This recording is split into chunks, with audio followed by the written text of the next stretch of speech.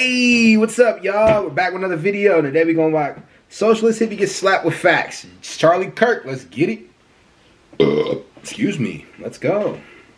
Nice and close? Okay. And, ma'am, I want to hear from you again in a second, okay? Yeah, yes. Hi. How are you? So, earlier, I heard you call Washington a den of thieves, which I fully agree with, keep in mind. I'm going to preface that immediately. Don't agree with Democrats. However, I want to know from you, and I want to get your opinion on, why is Donald Trump any different from all the other thieves that are in Washington right now, looting and pillaging the earnings of the working class? It's a good question. First of all, he cut your taxes. Number two, he made it easier for you to own a home. Number three, we had no new wars, which I'm sure you care about. So this is important. He actually starved the beast of the military-industrial complex. Starved it? Really? Yeah. Did Russia invade Ukraine? Yeah, they did. Under Trump?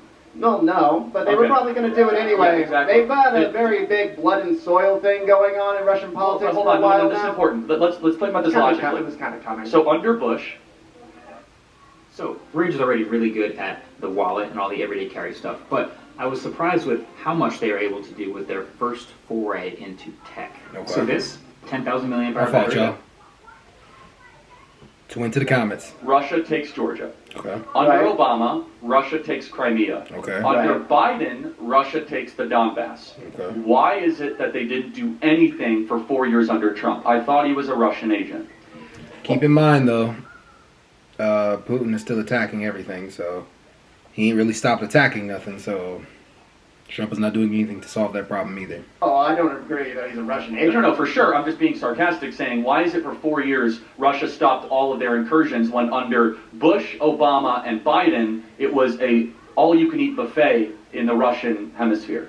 Probably something related to Russian politics. I'm not sure. Okay, no, but this is the point, subject. is that the answer is that Trump was a peace president, unlike the den of thieves that are currently running this country. I don't know if I would call a peace president someone who drops a Moab to kill terrorists in... Where was it? It was, Yeah, he almost started a war with Iran. Right? He just dropped a Moab on that mother... Which is pretty cool. Keep in mind. No, I mean, I do want to ask a question. What is a terrorist? A terrorist is someone who, well, commits terrorist acts, bombings, shootings. Sure. Let's see, what So else? should those people be...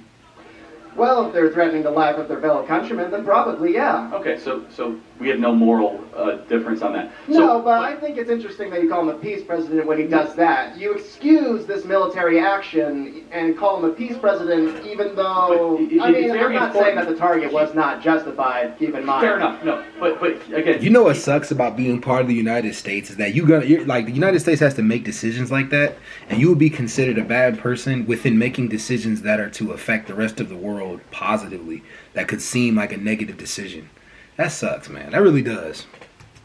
He did not start a new conventional ground war where every president in the last 40 years, including Reagan, has. That's very noteworthy. And so you asked the question, what makes Trump different? I'll tell you one thing, which I think is important. If Trump was like all the rest of them, they would not have impeached him twice, indicted him 4 times, and he would not have to survive the assassination attempts that he has. There's something different about Trump, because he threatens to expose and uproot the entire cabal and the cartel that has been making everybody in this audience poorer and then richer. The same cabal that allowed him to become a billionaire? Well, him becoming a billionaire was building great hotels and buildings, not Right, the off of a loan from his father. Right, yeah, okay. It's also, I mean, this is interesting, people criticize the loan. If I gave you $1 million, could you turn it into $5 billion? Probably not. So it's pretty talented for Trump to turn $1 million into $5 billion, yeah? Well, when you come from a dynasty of businessmen, it's kind of expected you pick it up. And keep in mind, he got extra loans from his father. It wasn't just $1 million. There was more loans that he got from his father if you research the history of it. And again, he did flip those millions into billions, though. So that's what people have to be noteworthy about when it came to Donald Trump. That is pretty impressive. Okay, okay, I'm not going to get into that. Easy to minimize the success of entrepreneurs when people have built nothing in their life. So, what would convince you that Right. he is? What would if you say? That's the one thing. Like I'm the one person that would tell you this. I will never take away from the man's business acumen. Like I literally I read Art of the Deal, Think Big and Kick Ass. There was another book he wrote with Robert Kiyosaki. I don't think it was Think Big and Kick Ass, but it was another one. I read all his stuff, man. I liked watching his plane documentaries. I like his business acumen. He was a good. He's only had like 9 failed businesses out of hundreds of others. Like, so I mean, he's definitely a winner when it comes to that. So people can't take that away from him, no matter what they try to say. I'm now convinced that he's for me. What would that be? Well,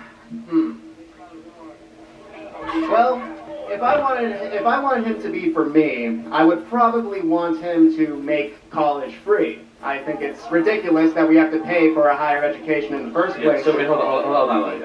Guys, You asked me. No, I'm trying to calm down the crowd, actually. I'm trying to... So, by free, you mean that somebody else pays for your college? Pretty much, yes. Okay, got it. So, let's just play this out. I didn't go to college. Okay. You're in college. Why should I have to pay more in taxes so you go to college? Make the argument. To help your fellow Americans, so that less people are in poverty, because you're a citizen of this country that believes in the country and want to take care of your fellow Americans. That's why.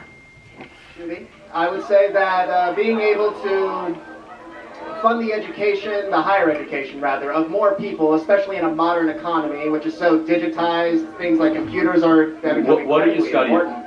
I'm currently studying psychology. Got it. No, it's incredibly interesting because basically what you're saying is those of you that work harder and produce more, you must fork over by force to those that do not work as hard. Yeah? Would you rather they just keep all their money? CEOs, billionaires, they just don't pay taxes at all? I think a reduction of taxes. We already pay the majority. I'm not part of the 1%. We already pay a majority of the taxes in this country, vast majority of the taxes.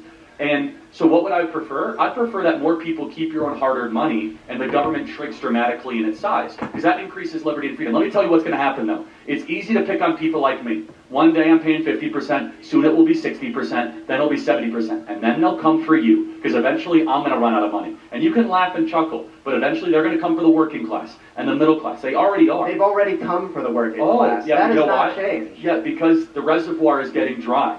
Is that eventually... Right, yes, the reservoir is getting dry. Easy to roll. And they don't just want to, fund more of their doom. No, I'm just confused. Like who? Charlie Kirk supports wealthy people. I'm confused, y'all. Let me understand that. Like why? Like y'all support somebody who supports wealthier people, but deep down inside there's something wrong with how the wealthy harbor their money. I'm just really confused, man. It's easy to roll your eyes, and it's easy to criticize rich people, of which I'm very blessed, and that's fine. But have you ever gotten a job from a poor person? No. Sorry, a job from a poor person, they usually create jobs. Bingo. Rich people create jobs with the money that isn't taxed by the government. It doesn't have to be a rich person. It could be the government. Oh, hold on. Wait.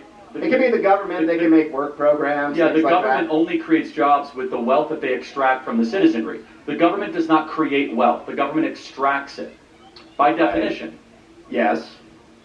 So therefore what I'm saying is that if everyone here wants jobs, it's easy to pick on people like me. It's easy to say, you got to pay more, you got to do more. What is hard is actually to have a mature argument rooted in liberty saying, you can earn a vast majority of what you can keep a vast majority of what you earn, and that we're going to increase freedom and liberty so that you can actually one day be in the 1%. Yeah, but when you talk about small governments, like what programs will have to be sacrificed? Will it have to be food stamps, Medicare, Medicaid? Well, how about one we child can tax agree with? credits? Sending money to Ukraine. Sending money to Ukraine? We should stop sending. $200 billion should not be sent to Ukraine. Yeah, I don't really agree with imperialist wars. I agree. So there we agree with something. Of course. Yeah, there's tons of duplication, waste, fraud, and abuse. We have trillions of dollars of unnecessary spending. You're coming after this in a really good perspective and a good faith argument, and I respect that. That's what's up. My closing argument this will be this, which is that a small amount of entrepreneurs make the world a better place. Okay. It is so tempting to be filled with envy, as we call in the Christian tradition, covetousness, which is the 10th commandment. I'm not saying you're a Christian, I'm just saying in the Christian tradition, we believe it, to say, you shouldn't have that. I'm going to take that from you. What is hard but actually makes society better is to restrain yourself and say, when you see a big house, don't say, I don't think anybody should live like this. Instead say, I want everybody to live like this. And that is a totally different perspective. But didn't Jesus also say, render unto Caesar what is Caesar's? No, for sure. I'm not saying I'm not going to pay taxes. That's a different argument, right? So he was talking about pay your taxes if the government issues you a tax bill, of which I do. I also have the right, given by the country, and also. You hear what he just said? The Bible said, "Pay your taxes if the government issues a tax." I think the Bible, man, I really do think the Bible was written strictly for government. Principles to protest that and to speak against it, because then you become a subject to the state. So, last question: do you trust the government? Absolutely not. We agree. So then, if you don't trust the government, shouldn't we stop sending so much money to the government?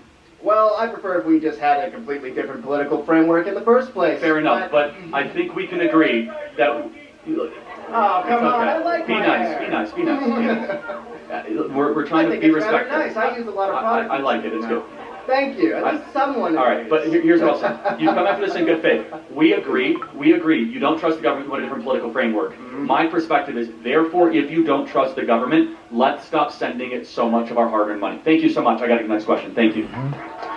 That was a good faith argument. Neither one of them said anything bad about each other. And I like how Charlie Kirk sometimes tries to deal with the people in the audience that disagree with him. But anyways, though, y'all, I'm out.